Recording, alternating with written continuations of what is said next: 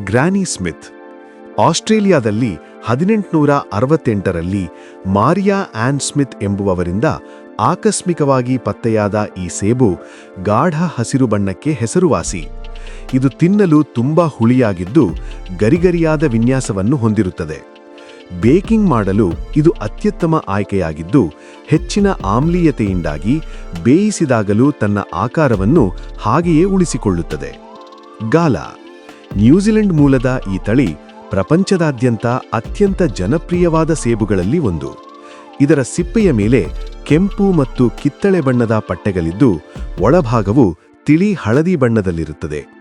ಇದು ತುಂಬಾ ಸಿಹಿಯಾಗಿದ್ದು ಮೆದುವಾದ ವಿನ್ಯಾಸವನ್ನು ಹೊಂದಿದೆ. ಆದ್ದರಿಂದ ಮಕ್ಕಳು ಇದನ್ನು ಇಷ್ಟಪಟ್ಟು ತಿನ್ನುತ್ತಾರೆ.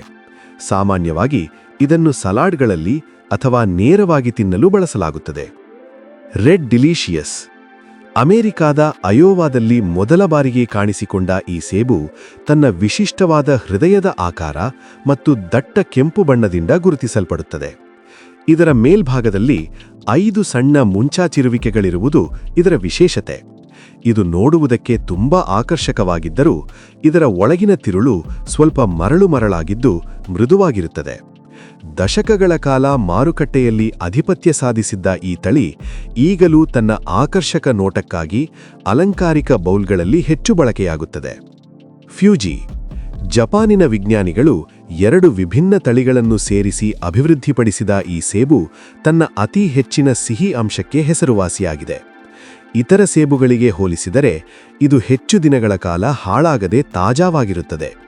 ಇದರ ಗಾತ್ರ ಸಾಮಾನ್ಯವಾಗಿ ದೊಡ್ಡದಾಗಿದ್ದು ತುಂಬಾ ಗಟ್ಟಿಯಾಗಿರುತ್ತದೆ. ಸಿಹಿ ಮತ್ತು ರಸಭರಿತವಾದ ಅನುಭವ ನೀಡುವ ಕಾರಣದಿಂದ ಇದು ಹಣ್ಣಿನ ರಸ ತಯಾರಿಸಲು ಮತ್ತು ಐಸ್ಕ್ರೀಂಗಳಲ್ಲಿ ಬಳಸಲು ಸೂಕ್ತವಾಗಿದೆ. ಹನಿ ಕ್ರಿಸ್ಪ್. ಅಮೆರಿಕಾದ ಮಿನ್ನೆಸೋಟಾ ವಿಶ್ವವಿದ್ಯಾಲಯದಲ್ಲಿ ವಿಶೇಷವಾಗಿ ಸಂಶೋಧಿಸಿ ಬೆಳೆಸಲಾದ ಈ ತಳಿ ತನ್ನ ಹೆಸರಿಗೆ ತಕ್ಕಂತೆ ಜೇನಿನಂತಹ ಸಿಹಿ ಮತ್ತು ಅತಿ ಹೆಚ್ಚು ಗರಿಗರಿಯಾದ ವಿನ್ಯಾಸವನ್ನು ಹೊಂದಿದೆ. ಇದರ ಕೋಶಗಳ ಗಾತ್ರ ದೊಡ್ಡದಾಗಿರುವುದರಿಂದ ಕಚ್ಚಿದಾಗ ಹೆಚ್ಚು ರಸ ಹೊರಬರುತ್ತದೆ. ಇದು ಬೆಳೆಯಲು ಕಷ್ಟಕರವಾದ ತಳಿಯಾದ್ದರಿಂದ ಮಾರುಕಟ್ಟೆಯಲ್ಲಿ ಸ್ವಲ್ಪ ದುಬಾರಿಯಾಗಿರುತ್ತದೆ. ಆದರೂ ಇದರ ವಿಶಿಷ್ಟ ರುಚಿಯಿಂದಾಗಿ ಇತ್ತೀಚಿನ ವರ್ಷಗಳಲ್ಲಿ ಜನರಿಗೆ ಇದು ಅಚ್ಚುಮೆಚ್ಚಿನ ಹಣ್ಣಾಗಿದೆ. Pink lady. ಆಸ್ಟ್ರೇಲಿಯಾದಲ್ಲಿ ಅಭಿವೃದ್ಧಿಪಡಿಸಲಾದ ಈ ಸೇಬಿನ ತಾಂತ್ರಿಕ ಹೆಸರು ಕ್ರಿಪ್ಸ್ ಪಂಕ್. ಇದು ಮಾರುಕಟ್ಟೆಗೆ ಬರುವ ಮೊದಲು ಕಟ್ಟುನಿಟ್ಟಾದ ಗುಣಮಟ್ಟದ ಪರೀಕ್ಷೆಗೆ ಒಳಗಾಗುತ್ತದೆ ಮತ್ತು ನಿರ್ದಿಷ್ಟ ಬಣ್ಣ ಹಾಗೂ ಸಕ್ಕರೆಯ ಅಂಶವಿದ್ದರೆ ಮಾತ್ರ ಈ ಹೆಸರಿನಲ್ಲಿ ಮಾರಾಟವಾಗುತ್ತದೆ. ಇದು ಹುಳಿ ಮತ್ತು ಸಿಹಿಯ ಸಮತೋಲಿತ ರುಚಿಯನ್ನು ಹೊಂದಿದ್ದು ಗುಲಾಬಿ ಬಣ್ಣದ ಹೊಳಪನ್ನು ಹೊಂದಿರುತ್ತದೆ. ತಿನ್ನಲು ಗಟ್ಟಿಯಾಗಿರುವ ಈ ಸೇಬು ಆಕ್ಸಿಡೀಕರಣಕ್ಕೆ ಹೆಚ್ಚು ಪ್ರತಿರೋಧ ಒಡ್ಡುತ್ತದೆ.